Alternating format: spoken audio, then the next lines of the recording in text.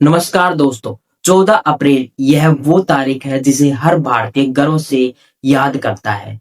आज के दिन भारत के इतिहास के एक ऐसे महानायक की जयंती है जिसने करोड़ों लोगों के जीवन में रोशनी भर दी है। डॉक्टर भीमराव अंबेडकर। जब हम उनका नाम सुनते हैं तो सबसे पहले क्या दिमाग में आता है? संविधान के निर्माता। बिल्कुल सही। लेकिन क्या आपको पता है कि बाबा साहेब सिर्फ एक कानूनविद नहीं थे, वो एक बहुत बड़े अर्थशास्त्री, समाज सुधारक और आजाद भारत के पहले कानून मंत्री भी थे। उन्होंने एक ऐसा भारत बनाने का सपना देखा था जहां जात पात, धर्म या ऊंच नीच की कोई जगह न हो। आज हम 6 से 7 मिनट में उनकी उसी महान जिंदगी के कुछ ऐसे पन्नों को पलटेंगे जो शायद आपसे पहले किसी ने नहीं बताए होंगे। तो चलिए शुरू करते हैं।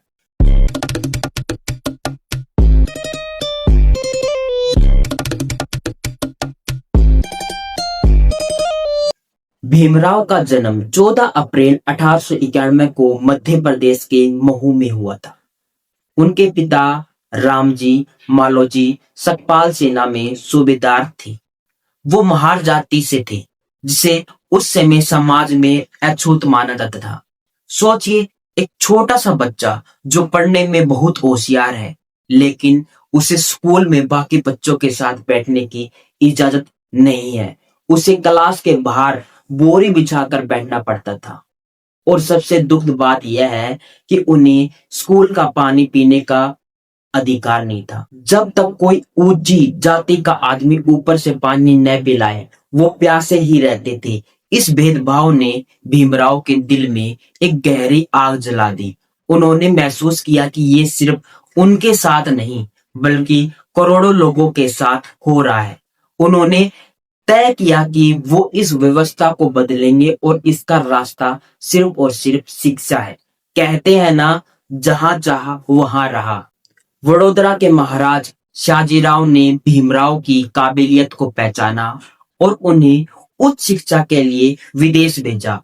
अमेरिका की कोलंबिया यूनिवर्सिटी और फिर London school of economics. Bhimrao Ambedkar अपने समय के सबसे पढ़े लिखे भारतीयों में से एक थे। उन्होंने इकोनॉमिक्स, पॉलिटिकल साइंस और कानून में इतनी सारी डिग्रियां हासिल की कि लोग हैरान रह जाते थे। वो इकोनॉमिक में विदेश जाकर डॉक्टरेट करने वाले पहले भारतीय थे। उनकी शिक्षा ने उन्हें सिखाया कि आजादी सिर्फ अंग्रेजों से नहीं, बल्कि समाज के भीतर की बुराइयों से भी चाहिए। भारत लौटकर बाबा साहेब ने अपनी पूरी जिंदगी समाज के दबे कुचले वर्गों को न्याय दिलाने में लगा दी। उन्होंने बहिष्कृत हितकारिणी सभा की स्थापना की। साल 1927 की एक ऐतिहासिक घटना है, महाड़ सत्याग्रह। महाड़ के 14 तालाब से दलितों को पानी पीने का अधिकार नहीं था। बाबा साहेब ने हजारों अनुयायियों के साथ वह जाकर उस तालाब का पानी पिया। ये सिर्फ पानी की बात नहीं थी, इंसान को इंसान मानने के अधिकार की लड़ाई थी।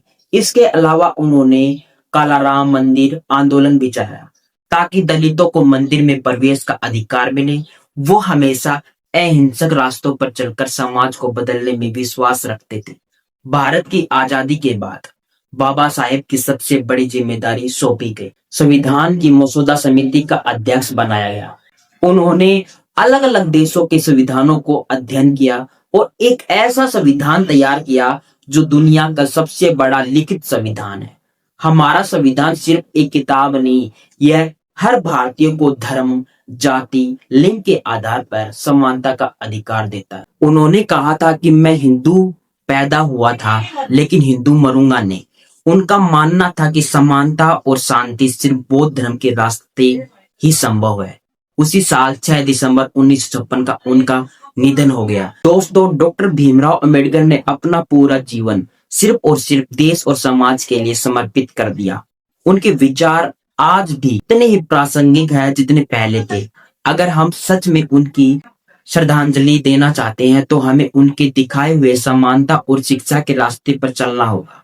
आपको बाबा साहेब की कौन सी बात सबसे ज्यादा प्रेरित करती है? कमेंट सेक्शन में जरूर बताइए।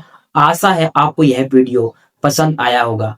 अगर पसंद आया तो लाइक करें, शेयर करें और हमारे चैनल को सब्सक्राइब करना न भूलें ताकि आप ऐसी और प्रेरक कहानियां देख सकें।